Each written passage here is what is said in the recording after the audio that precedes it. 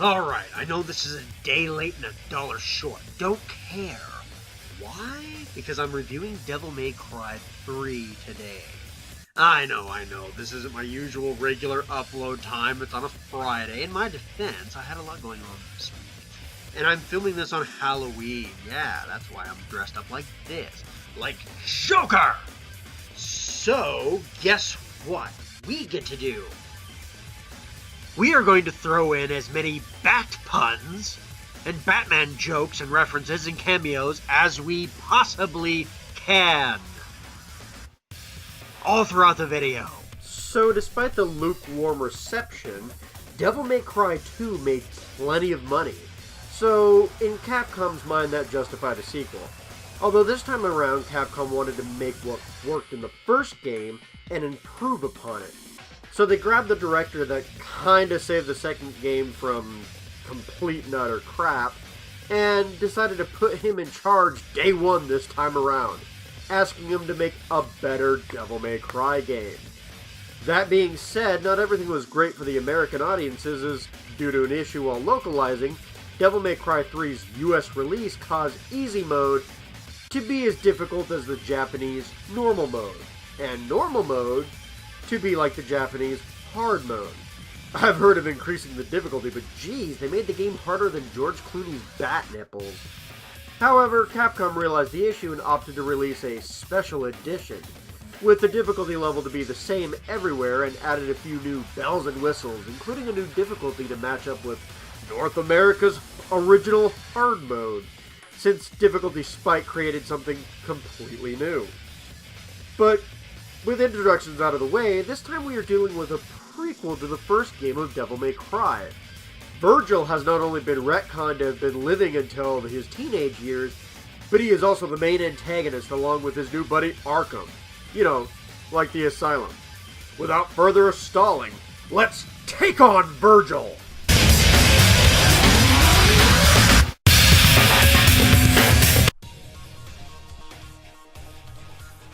So, Dante is trying to open up a store. This entire game is literally just him trying to pick a name for his store. He just has to fight a horde of demons, sort through some family drama, stop his brother from taking over complete power. Yeah, just what you'd think. You know, you have Adam West at the start, and then you end up with Christopher Nolan.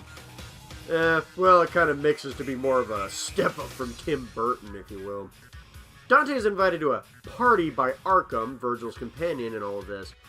Dante's shop is destroyed, and Dante fights a large amount of demons in and outside his shop, while Vergil erects his very own Wayne's Tower right in the middle of the city, probably killing millions. Dante fights his way to the tower, and he meets Lady, a human looking to kill Arkham Origins. Turns out he is her father, and he slaughtered his own wife, Lady's mother. Probably cut a smile into her face and everything. Anyway, Dante meets his brother on the top of the tower. After realizing their father's power, Sparta, the Dark Knight, has been sealed in the tower, Vergil looks to claim it for himself because power is like Vergil's venom addiction. After Inuyasha and Shishomaru fight... What? What? Does every reference have to be Batman? Anyway, Vergil breaks the bat, defeats Dante with Dante's side of their mother's necklace. He can now open up the underworld, a plot thread from the first issue, or game. In the basement, Vergil tries to kill Arkham City, and then him, Lady, and Dante meet and have a lovely fight again, but then Jester, who is a more annoying version of the Joker himself, shows up. He has been helping Dante move forward in the game, and turns out to be a stupid alter ego of Amadeus Arkham over there. After revealing himself to be alive, the wannabe clown prince of crime uses Vergil, Lady's, and Dante's blood, as well as their necklaces, to break open the Batcave and open up Black Gate of Hell. It changes the tower. Nobody got those references. Yeah, anyway. Dante goes to stop Arkham, fights with Lady along the way, and jumps into hell as Arkham Knight gains the power of Sparta. Currently called Forced Edge. And if you guys don't know where that comes from, that's also in the first issue. And honestly, it's probably not even as good as Alistair. And if you want to know more about that, that's in my issue 20 of Sauron Takes On.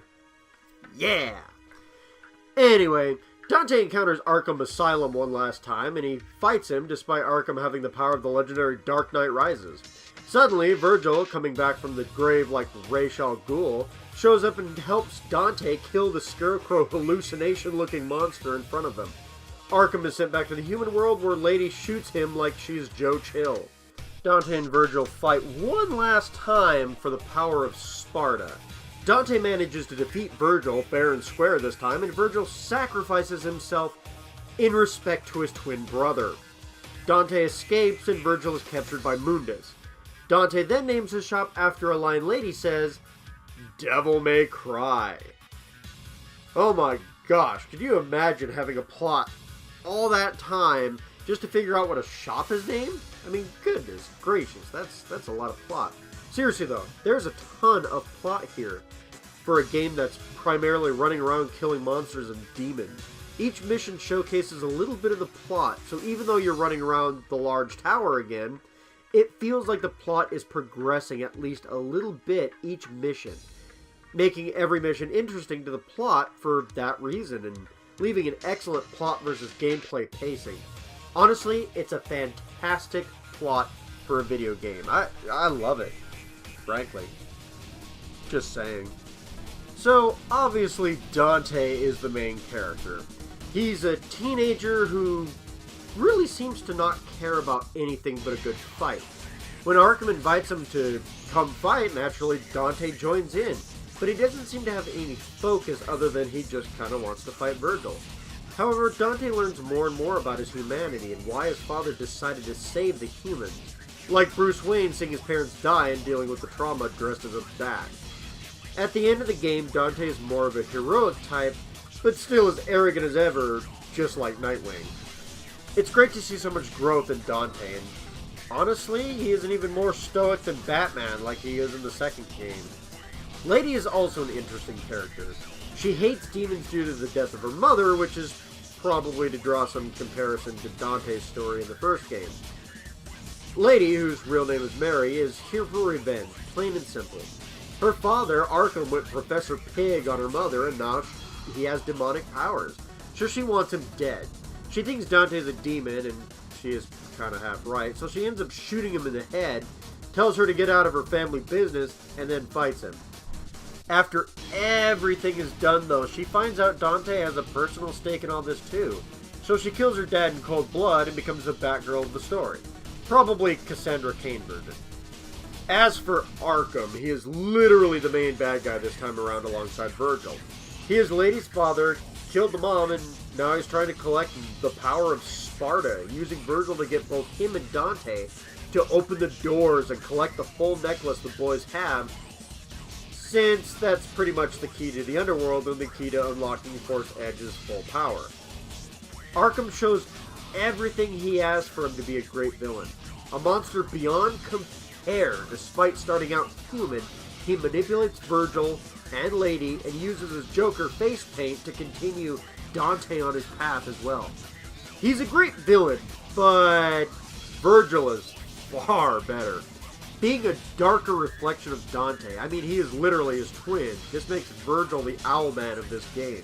He simply wants power, and while he is far more powerful than Dante at first, eventually Dante is able to best him in the end.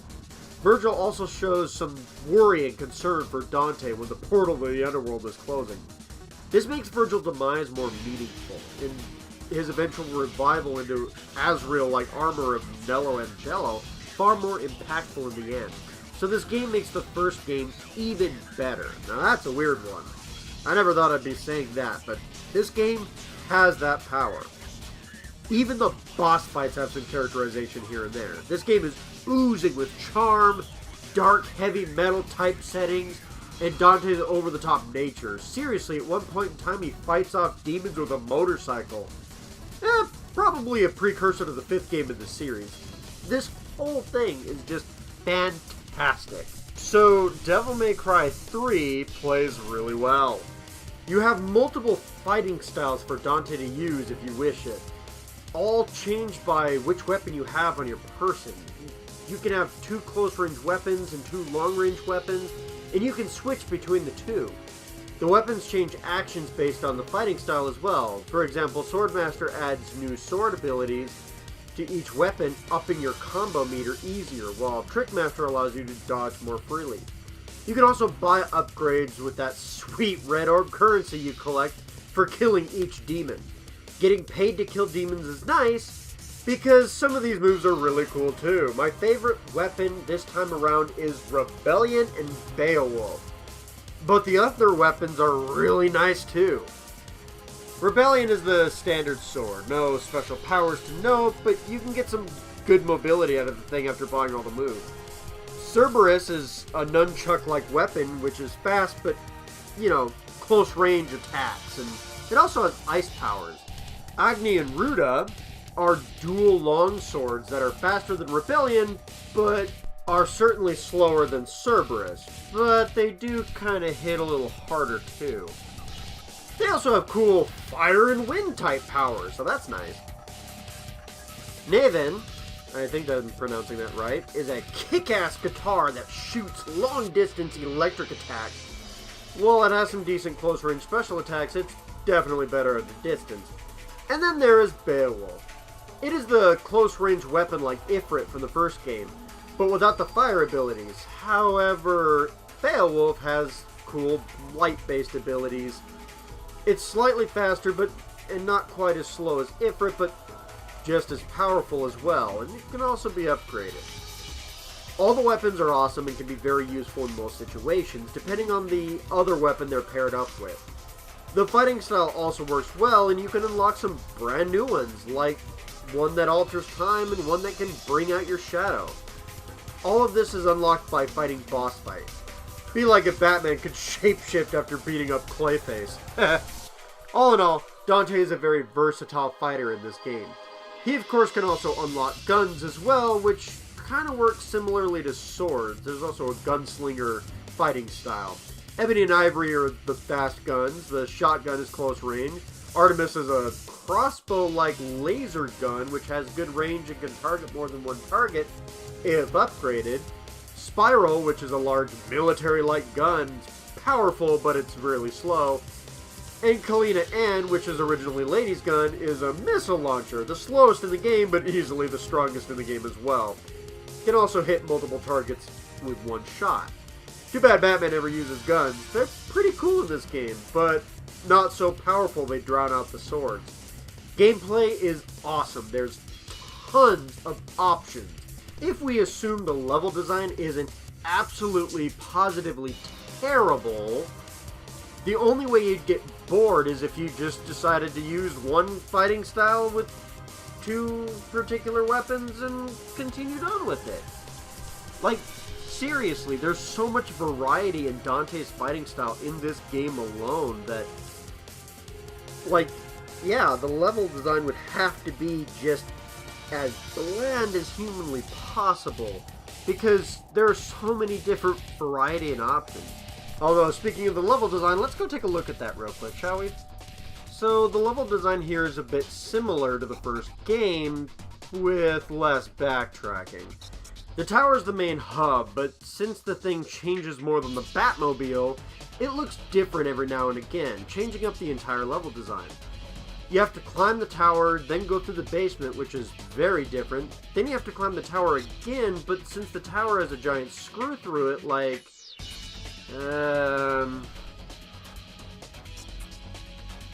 let's see, Two-Face, because of the face of the towers, Hush, Plastic Surgery, Black Mask? That might work. Wait, are we filming this? We're not supposed to be filming while I'm trying to figure out a reference. Ah, forget it. I'll edit it out later. Let's just go. Come on. Back to the review. Come on, let's go. Point being, the main level changes.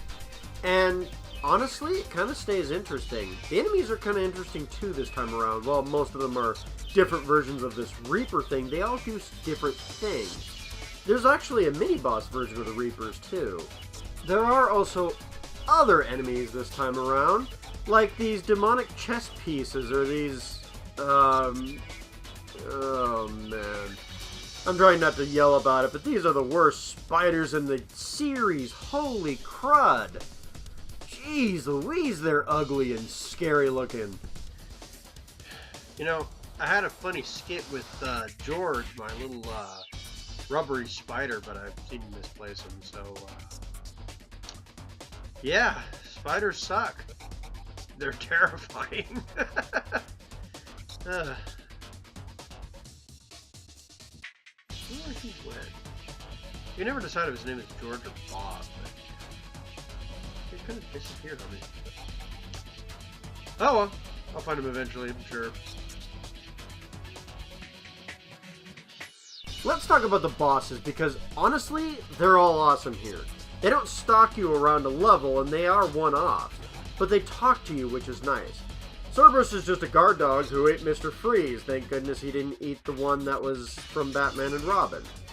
That fight with Agni and Ruda is both humorous and difficult, as you have two foals like Tweedledum and Tweedledee. But even the swords talk to you when you defeat the boss and gain them as a weapon. Hence why all the weapons are named after boss fights. They are the souls of the bosses themselves. Nevan is a great fight. She shoots bats at you and has red hair like Catherine Kane. It can get annoying at the end, though, of this fight. For some odd reason, I just don't know what to do here. Beowulf has a messed up eye and is a hulking, powerful demon with angel wings and light attacks like Dr. Light. You also have to fight a fire horse with time-stopping abilities and a doppelganger. And you also have to kill a giant beast from the inside with his heart as a boss fight. A really cool level between the top of the tower and the basement. Honestly, the levels are awesome and the boss fights are fantastic. The enemies are pretty good. The only bad thing so far is the aesthetics kind of look the same in some places. Small price to pay, but what about the final boss? Well, after a quick fight with Lady and a demonic chessboard, you end up in a boss rush, fighting most of the previous bosses like a Mega Man game or walking through Arkham Asylum. The only ones missing here are Lady and the chessboard themselves. Speaking of Arkham, you end up fighting him with the powers of Sparta, but he looks all gross as stated earlier. The boss fight changes your fighting style halfway through the fight, which also takes away Devil Trigger, which makes this my personal least favorite boss fight in the game. But you get to team up with Vergil, which almost makes up for it if you have spare healing items too, since I can no longer dodge. Got too used to the trickster fighting style, I suppose. Speaking of Vergil, you fight him 3 times in this game, but his fighting style changes like yours does. First fight, he uses his katana. The second fight, Beowulf. Yeah, he kills the actual demon after your boss fight with the dang thing, and then steals the weapon. Plus, he switches between Beowulf and his katana here, so watch out. Then in the final fight, he uses a mix between Force Edge and his katana in one style, making him fast and dangerous. He is truly the Slade Wilson of this game. Honestly, he is so fun to fight. It's an awesome death stroke of a final boss fight. So far, the game is hitting all of its targets like Deadshot. Are the secrets and side quests also something worth the wait, or do they disappoint like Ben Affleck? Let's go find out, shall we? So, while the original game only had a few costumes in Bloody Palace mode returning from the second game, we're playing Special Edition here. After beating the game, it gives you a few costumes, of course, like the suit from Devil May Cry 1, and harder difficulties, including Very Hard mode, as well as Heaven or Hell mode, where things kill you in one shot, but you can kill them in one shot too. So, yeah, actually, that's a pretty decent reward for beating some of the harder difficulties, I think. Still, there are some hidden boss fights this time around too, like the Jester. There's one fight with him you have to do, but the other 2 are hidden and optional. You also get to play as Vergil when you beat the game, as well as all the hidden guns. Wait, you get to play as who? Yes, the final boss is an actual unlockable character in this version of the game. He fights with all his weapons that he uses in the game, and honestly, that gives you 3 styles to pick from, as well as a new fighting style in general. Not all his special moves are there, but this is still awesome and gives him a new starting and closing cutscene. Easily one of the best rewards for beating a game, bar none. It's fantastic. It's so damn good. It's Dark Knight good, alright? But, let's wrap this up, shall we? So I feel that the story and characters are really good, especially for the PlayStation 2 era. Not that I'm incredibly familiar with PlayStation 2 games, but that's beside the point. The pacing is great, character growth is just everywhere, the gameplay is varied and awesome, the levels work well, and honestly, they're all a bit different despite sharing the same gothic castle look, which is probably the only issue I have with this game. The enemies and bosses are all fantastic, the secrets, I mean, you get to play as the final boss of the game. If it isn't obvious, I can easily recommend this game to almost anyone out there looking for something with a third-person hack and slash genre. Like God of War? Like Skyrim but don't like that open world crap? Not that you can't go back and explore in Devil May Cry 3, but there is a certain linearity of this game, and the gameplay is a bit more precise and action-heavy. Sure, there are a few areas that are annoying and haven't aged well, but they didn't hurt the overall experience of the game. Blue orbs are just as fun as to collect and find. Everything that worked in the first game works here, just better. I would almost say Devil May Cry 3 is worth the $40 price tag of the HD collection alone, since they use the special edition here too. But the game has aged, and if you have a PlayStation 2, you can find this game pretty cheap. Hell, you can find the HD collection pretty cheap on the PlayStation 3, honestly, but $40? Bundled with the first game, and kind of having a bonus of the lackluster second game, I can justify $40 for the HD collection on the PlayStation 4. Either way, I do recommend playing Devil May Cry 3 if you haven't.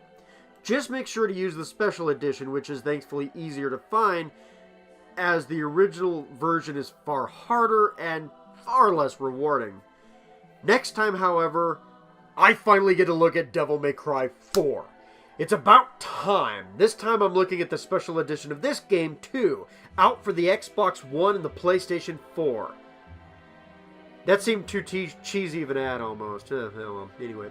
Seems you can get the entire series for both modern day consoles, which makes this marathon a lot easier for me.